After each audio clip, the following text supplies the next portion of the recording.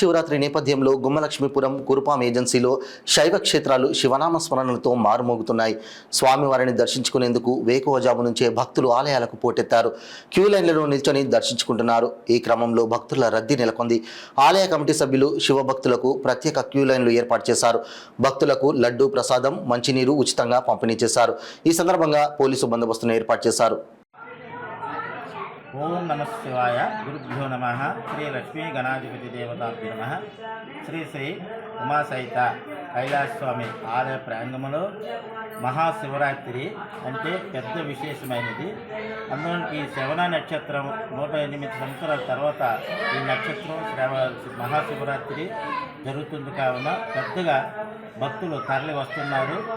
ఇప్పుడు కార్యక్రమాలు, పూజా కార్యక్రమాలు అవుతున్నాయి. అలాగే సాయంకాలం మహానిత్యం, మహారుద్రాభిషేకం, లింగ ఉద్భవం, అలాగనే కోలాటం కూడా జరుగుతుంది. అందరూ కూడా ప్రజలు సహకారంతో, భక్తి శ్రద్ధలతో మాకు పూజారులు కూడా సహకరించారు. అలాగే మా ప్రెసిడెంట్ గారు కూడా కోవిళ్ళు ఎన్నో కూడా ఆయన దయ వల్ల, ఆయన కృప వల్ల కోవిలు కూడా అభివృద్ధి అయ్యాయి.